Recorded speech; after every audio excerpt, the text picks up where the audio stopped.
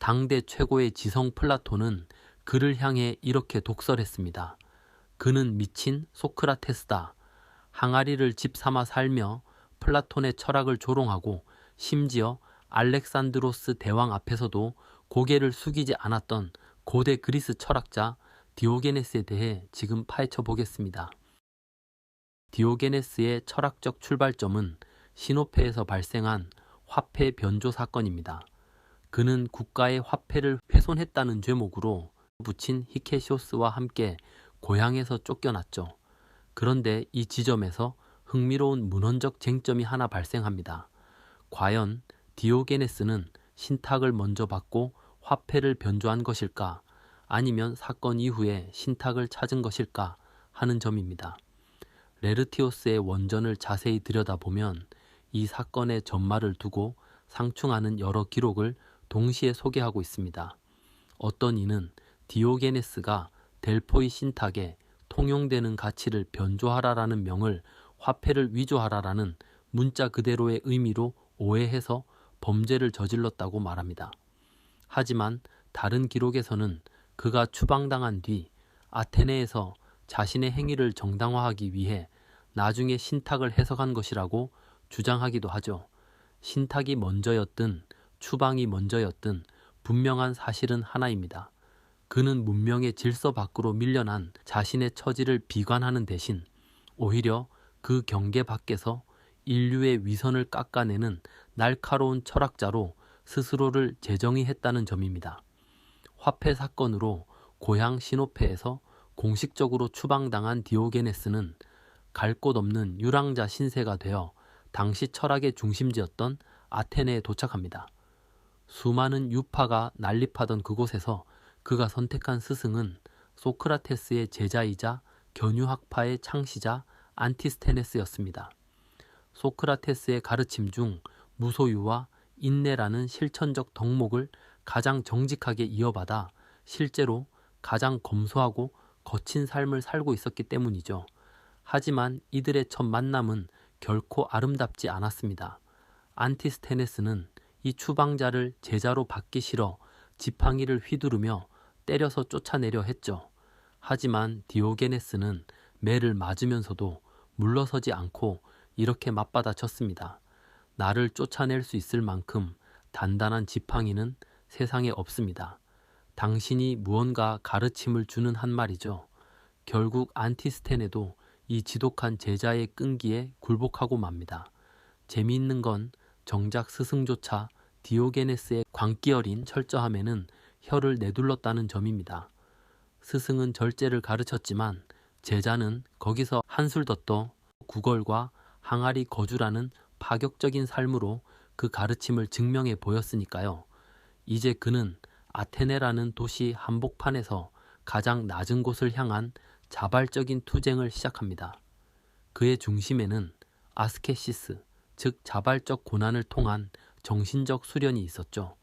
가장 먼저 그가 한 일은 우리가 흔히 항아리라고 부르는 거대한 술 저장고 피토스에 몸을 누이는 것이었습니다. 완역본의 기록을 보면 사실 그는 처음부터 항아리에 살려던 건 아니었습니다. 살 집을 구해달라고 부탁했던 친구가 차일피일 미루자 기다리는 시간조차 사치라며 길가에 놓인 항아리를 거처로 삼아버린 것이죠. 그의 철저함을 보여주는 또 하나의 상징적인 일화가 있습니다. 어느 날 그는 한 소년이 손으로 물을 떠 마시는 장면을 목격하게 됩니다. 그 순간 그는 자신이 유일하게 소유하고 있던 물건인 컵을 던져버리며 이렇게 외쳤습니다. 어린아이가 검소한 삶에서 나를 앞섰구나. 도구조차 소유하지 않으려는 이 지독한 결벽은 인간이 무언가를 소유하는 순간 역으로 그것에 종속된다는 사실을 폭로합니다. 디오게네스는 스스로를 개라고 불렀습니다. 우리가 흔히 견유학파를 일컫는 키닉이라는 단어 자체가 바로 이 개와 같은이라는 뜻의 그리스어에서 유래했죠. 오늘날 냉소적이라는 의미의 시니컬 역시 그 뿌리는 여기에 닿아 있습니다. 그의 기행 중 가장 유명한 것은 대낮의 등불 사건입니다. 태양이 장렬하는 대낮의 등불을 켜고 아테네 거리를 헤매는 그를 보고 사람들이 비웃으며 이유를 묻자 그는 등불을 사람들의 얼굴 가까이에 들이대며 이렇게 외쳤습니다. 나는 지금 참된 사람을 찾고 있다. 이는 단순히 미친 사람의 소동이 아니었습니다. 사회적 지위와 예법이라는 화려한 옷을 입고 있지만 정작 그 내면에는 인간 본연의 정직함과 덕성을 잃어버린 문명인들에 대한 날카로운 비수였습니다. 특히 그는 당대 최고의 철학자였던 플라톤과도 날선 대립을 이어갔습니다. 책에 나오지 않는 다른 일화들을 더 찾아보니 이들의 대립은 철학적 견해 차이를 넘어선 자존심 싸움에 가까웠더군요. 하루는 디오게네스가 흑발로 플라톤의 화려한 카펫을 짓밟으며 나는 지금 플라톤의 허영심을 짓밟고 있다라고 외쳤습니다. 그러자 플라톤은 자네는 다른 종류의 허영심으로 내 허영심을 짓밟고 있군이라며 응수했죠. 이념적인 공격도 매서웠습니다. 한 번은 플라톤이 관념적인 이데아를 논하며 테이블의 테이블성에 대해 강의한 적이 있습니다. 눈에 보이는 구체적인 테이블이 아니라 머릿속에 존재하는 완벽한 테이블의 본질을 이해해야 한다는 주장이었죠.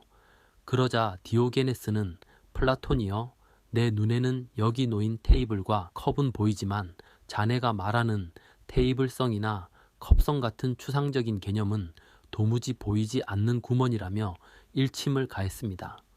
관념적이고 형이상학적인 유희에 빠진 플라톤을 향해 철학은 오직 눈에 보이는 삶의 실천으로 증명되어야 함을 강조한 것입니다. 이토록 치열했던 두 철학자의 자존심 대결 중 백미는 역시 닭 사건입니다. 플라톤이 인간을 깃털 없는 두발 짐승이라고 정의하자 디오게네스는 털을 다 뽑은 닭을 들고 나타나 여기 플라톤의 인간이 있다라고 조롱했죠. 관념 속에 갇힌 철학이 실제 삶 앞에서 얼마나 무기력한지를 몸소 보여준 사건이었습니다. 디오게네스의 생애에서 가장 유명한 장면은 역시 정복자 알렉산드로스와의 만남입니다. 이 사건은 단순히 전설이 아니라 플루타르코스의 영웅전 등을 통해 기록된 역사적 에피소드입니다. 기원전 336년경 알렉산드로스는 부왕 필리포스가 암살된 후 그리스 연맹의 수장으로 선출되었고 코린토스에서 열린 회의에 참석 중이었습니다. 당시 그리스의 수많은 정무관과 철학자들이 대왕을 예방하며 축하와 아첨을 아끼지 않았으나 코린토스 인근의 크라네이온에 머물던 디오게네스는 아무런 반응을 보이지 않았습니다. 알렉산드로스는 자신을 찾아오지 않는 이 기묘한 철학자에 대해 소문을 들어 알고 있었고 결국 호기심과 경의를 품고 직접 그를 찾아가기로 결심합니다. 대왕이 군사들을 거느리고 도착했을 때 디오게네스는 평소처럼 햇볕을 쬐며 쉬고 있었습니다. 낯선 군중의 소란에 그는 몸을 일으켜 알렉산드로스를 쳐다보았습니다. 대왕이 친절한 어조로 인사하며 내가 해줄 수 있는 일이 있다면 무엇이든 말해보라라고 제안하자 디오게네스는 대왕의 어마어마한 권력 앞에서도 기죽지 않고 당당하게 답합니다. 햇빛을 가리고 있으니 조금만 옆으로 비켜주시오. 행복은 이미 자연이 햇빛처럼 공평하게 주고 있으니 왕의 권력은 보탬이 되기는커녕 햇빛을 가리는 방해물일 뿐이라는 뜻으로 풀이할 수 있습니다. 즉 세상의 권력이 철학자에게 할 수 있는 유일한 일은 그를 방해하지 않는 것뿐이라는 선언이었던 거죠.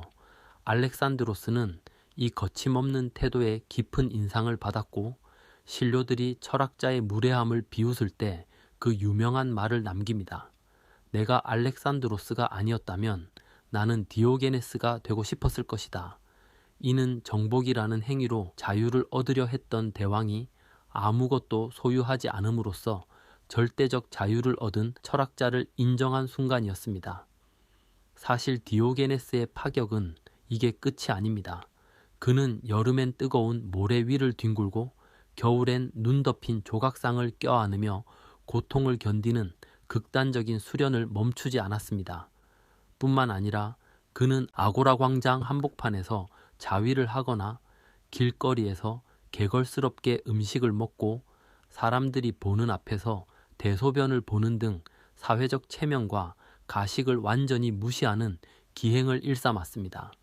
평생 인간이 만든 모든 인위적인 선과 예의를 무너뜨리며 살았던 것이죠. 그의 마지막 유언조차 범상치 않았습니다. 시신을 들판에 던져 짐승의 먹이가 되게 하라고 했거든요. 인위적인 관습을 완전히 버리고 자연의 순리대로 돌아가겠다는 철저한 의지였습니다. 현대의 시각으로 본다면 진정한 무소유의 끝판왕이라고 부를 수 있는 디오게네스에 대해 더 깊이 알고 싶으신가요?